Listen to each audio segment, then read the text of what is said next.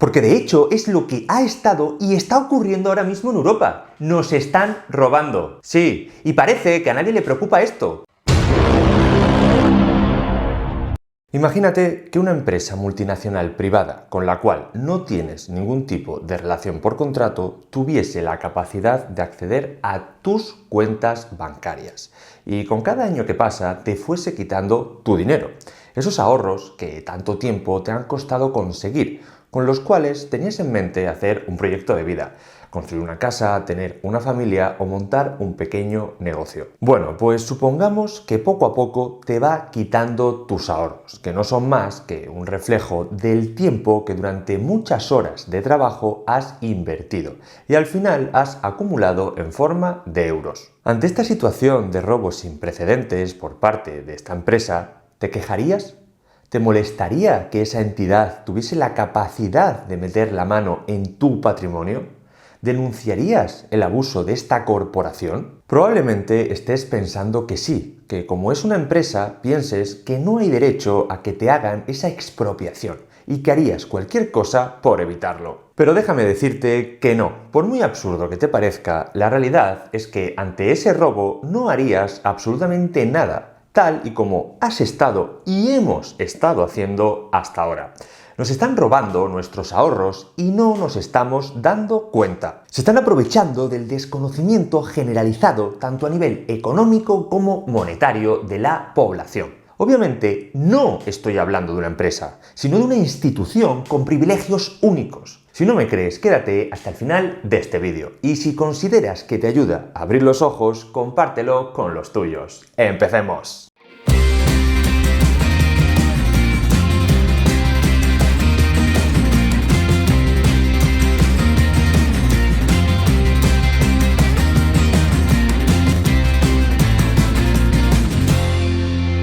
Hola inversores, soy Pablo Nogales y hace unos días estaba navegando por Twitter y me encontré estos titulares del Fondo Monetario Internacional, en los cuales se comentaba la posibilidad de confiscar parte del ahorro de los ciudadanos europeos para hacer frente a los enormes niveles de deuda pública que se están alcanzando. Pero mirando un poco más en detalle, me di cuenta de que estos titulares en los que se habla de hacer una quita de hasta el 10% eran del año 2013 y 2014, lo cual hizo que muchas personas en esta red social le quitasen importancia a estos recortes de prensa catastrofistas, en parte por su antigüedad y en otra parte porque pensarán, esto lo dijeron hace 8 años, no hay nada de lo que preocuparse, total, no me han quitado nada de dinero en todo este tiempo. ¡Ay, ilusos! Bueno, pues de todo esto quiero hablar en el vídeo de hoy, pero vayamos poco a poco. Hagamos un pequeño viaje en el tiempo y empecemos por entender los motivos por los cuales el Banco de los Bancos Centrales, o sea, el Fondo Monetario Internacional, amenazaba con este tipo de mensajes. En estos años, una gran cantidad de países desarrollados han disparado sus niveles de deuda pública hasta cotas nunca antes vistas, para poder hacer frente a la gran recesión, que comenzó en 2008.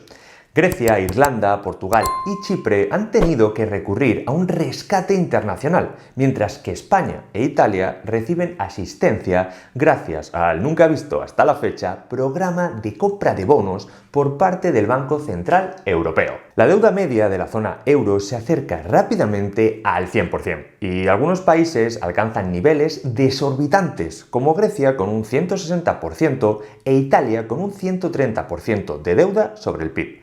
Y claro, aparte de las ayudas externas que reciben todos los países en situación crítica, lo más importante es plantear un sistema que permita revertir todo este descontrol económico a una situación más controlada y estable. De ahí que en diciembre de 2013 el Fondo Monetario Internacional ha publicado el siguiente reporte, con el título Crisis financiera y de deuda soberana. Algunas lecciones aprendidas y algunas olvidadas. En el resumen de dicho informe podemos leer que los políticos de las economías avanzadas creen que los países desarrollados tienen reglas de juego diferentes a los mercados emergentes. Es decir, según los autores del reporte, los actuales dirigentes políticos de los países desarrollados pueden sostener altos niveles de deuda gracias a las políticas de austeridad y crecimiento, por lo que no tienen por qué recurrir a las herramientas estándar de los mercados emergentes, como son las reestructuraciones y conversiones de deuda, la inflación, los controles de capital y otros mecanismos de opresión financiera. Sin embargo, en este informe los autores comentan que esta forma de pensar que tienen los actuales dirigentes políticos dista mucho de la realidad histórica y del presente, y que da igual si el país es rico, está en desarrollo o es pobre. La única forma de salir notablemente del sobreendeudamiento de un país, o en el caso de Europa, de una zona económica, ha sido, es y será siempre la misma. Una mezcla de reestructuración o conversión de deuda, represión financiera y tolerar episodios de alta inflación. A pesar de las circunstancias especiales que estamos viviendo desde 2020, hoy en día el ser humano se encuentra en el mejor momento de la historia, tanto a nivel de desarrollo como a nivel de calidad de vida. Todo esto si lo comparamos con los siglos atrás. Sin embargo, la mentalidad de la mayor parte del poder político a lo largo de la historia apenas ha variado. Este siempre se ha caracterizado por el cortoplacismo, sumado a un enorme egoísmo de las personas cercanas al poder, gobierne la ideología que gobierne. No os engañéis. Y ante situaciones de crisis soberanas, la mayor parte de los políticos, en lugar de dar la cara, asumir consecuencias y decir las cosas claras a la sociedad, han usado y usan una serie de mecanismos que podríamos incluso catalogar como perversos. De manera que el ciudadano medio, es decir, todos nosotros, pensemos que no pasa nada, que todo sigue igual y que es sostenible, cuando la realidad es que no. Este tipo de herramientas político-económicas que permiten a los burócratas de los países y dirigentes de los bancos centrales dar la sensación que todo va bien son de carácter monetario y fiscal, afectando constantemente a las divisas de los países, como son el euro, el dólar, entre otras. Estas divisas son los medios de intercambio que los agentes económicos utilizan, ya sean empresas, familias, etc. Pero ¿somos conscientes que las reglas de juego que dan valor a estos medios de intercambio están absolutamente fuera de nuestro control? La realidad, desde mi punto de vista, es que no somos conscientes del nivel de esta manipulación monetaria que sufrimos constantemente. Porque de serlo, seguramente saldríamos a las calles reclamando soberanía monetaria, como hicieron nuestros antecesores a principios del siglo XX. Pero como los desastrosos efectos monetarios producidos por estas decisiones burocráticas se dilatan tanto en el tiempo, como por ejemplo es el hecho de que los europeos, desde que usamos el euro, hayamos perdido cerca de un 30% de poder adquisitivo en tan solo 2 décadas. Al dilatarse tanto en el tiempo todas estas medidas, no apreciamos la gravedad de esta situación. Le quitamos importancia a esto. Incluso normalizamos esta pérdida de poder de compra año tras año y nos preocupamos infinitamente mucho más por cosas banales, que ya los propios medios de comunicación se encargan de hacernos ver. Llegados a este punto, es hora de que hablemos de las 3 principales herramientas, tanto monetarias como políticas, que tienen a disposición los burócratas.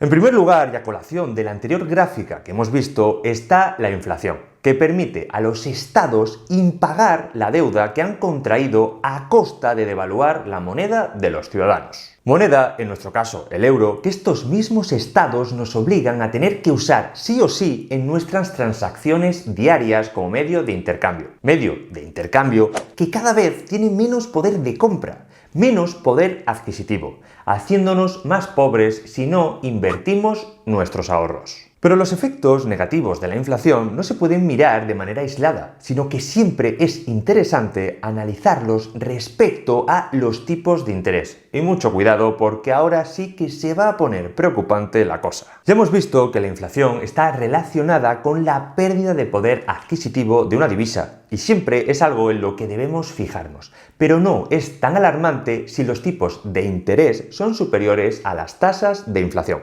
¿Pero por qué digo esto? Bueno, pues porque los tipos de interés están relacionados con los intereses que nos generan los depósitos en el banco. Durante la última década nos hemos acostumbrado a que tener el dinero parado en el banco no nos genere nada, pero esto nunca había sido así. En las siguientes gráficas podemos ver cómo durante la primera década de este siglo, de media, los depósitos, gracias a los tipos de interés del BCE, nos cubrían la pérdida de poder adquisitivo de la inflación. Sin embargo, desde 2009 vemos que todo cambió. Los tipos de interés se fueron prácticamente a cero para intentar dinamizar la economía. E incluso desde 2014 los tipos de interés alcanzaron valores negativos, algo que jamás en la historia había ocurrido. Esto derivó en el hecho de que los depósitos bancarios, es decir, tener el dinero parado en el banco, o mejor dicho, prestar dinero al banco, ya no fuese recompensado. Sumémosle a esta no recompensa por los depósitos la tasa oficial de inflación, casi siempre superior al 1% e incluso acercándose en algunos periodos al 3%. Esta situación de tipos de interés cercanos a cero e incluso negativos y una inflación positiva es lo que se conoce como tipos de interés reales negativos y es prácticamente lo que ha predominado en Europa durante la última década. En el caso de Estados Unidos podemos ver cómo la mayor parte del tiempo los tipos de interés son superiores a la inflación. Al menos era lo más habitual hasta 2008. Sin embargo, al igual que en Europa, desde entonces la inflación ha sido superior a los tipos de interés. Si recordamos los titulares de 2013 en los que veíamos que el Fondo Monetario Internacional podría echar mano del ahorro privado para pagar la deuda, viendo todo esto de los tipos de interés reales negativos, ya no parece tan descabellado que lo vayan a hacer. Porque de hecho es lo que ha estado y está ocurriendo ahora mismo en Europa. Nos están robando. Sí, y parece que a nadie le preocupa esto, pero es que es peor. Por desgracia, el robo que nos están haciendo ahora mismo no está siendo para amortizar la deuda, sino peor aún, ha sido para seguir aumentando la deuda de unos estados cada vez menos eficientes. La gente se creerá que los burócratas de los bancos centrales van a ir a tu cuenta a quitarte el 10% de tus ahorros de un día para otro. No seamos ingenuos, por favor. Ellos son plenamente conscientes de que si hacen eso habría una enorme revolución. Ellos son mucho más listos. Saben que la mayor parte de la población no entiende cómo funciona el sistema económico actual. Por eso utilizan este tipo de mecanismos monetarios, tales como son los tipos de interés negativos y una inflación real creciente. ¿O acaso creéis que esta noticia de julio de 2021 es casualidad? Hasta ahora el objetivo de inflación siempre había sido del 2%, pero justo este año, con toda la que está cayendo y la necesidad de deuda que tienen los estados, el Banco Central Europeo quita ese límite superior del 2%, dejando las puertas abiertas a tasas superiores de inflación. Mucho cuidado, nos están avisando, al igual que hicieron en 2013 con la quita del 10%, ahora nos están avisando con episodios de alta inflación. Porque, por ejemplo, suponed lo que puede ser tener una inflación oficial del 3 o del 5% y unos tipos de interés negativos. Ahí, justo ahí, tenéis el robo de guante blanco. Y la gente diciendo que no le van a quitar el 10%. De esta manera, simplemente controlando, manipulando estas variables monetarias, nos pueden meter la mano en nuestros ahorros sin que la mayor parte de la sociedad se entere y siga viviendo tranquilamente sin darse cuenta de este verdadero atraco. La segunda herramienta que pueden usar es el conocido default, que no es más que suspender pagos. Es decir, el deudor, un gobierno determinado, decide dejar de pagar las deudas que tiene con sus acreedores, o sea, los poseedores de renta fija. Esto genera mucha desconfianza en el gobierno de un determinado país, haciendo que los inversores huyan y que la prima de riesgo de dicho país se dispare, afectando negativamente a la sociedad local. Aunque nos pueda parecer increíble, en esta foto podemos ver una lista de los gobiernos de varios países los cuales a lo largo de los últimos 2 siglos han recurrido al impago de su deuda.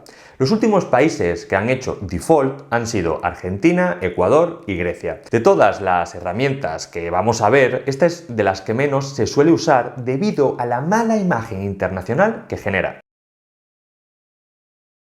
En tercer lugar, y no por ello menos importante, es la represión financiera mediante la subida de impuestos. Este es el mecanismo más palpable de todos, ya que afecta de manera directa y con más fuerza a las clases más bajas. Una subida de impuestos, por muy bien que nos la vendan, disminuye la cantidad de dinero que la sociedad puede usar, tanto para gastar como para ahorrar e invertir, destrozando paulatinamente el proceso de generación de riqueza. Cada país es responsable de su fiscalidad. En el caso de España podríamos hablar de la cantidad de impuestos que han subido en los últimos años, como es el caso del IVA, de la renta, del ahorro, del patrimonio, de matriculación, de primas de seguro, etc. U otros que básicamente han aparecido de la nada, como es la tasa Tobin o la tasa Google. Todos estos impuestos son otra manera de seguir confiscando los ahorros de la sociedad. Sinceramente, ojalá solo nos robasen el 10% de nuestros ahorros que comentamos al principio. Nos avisaron de que iban a hacerlo y lo están haciendo, pero creedme, a unas tasas mucho más altas que las que nos comentaban en 2013.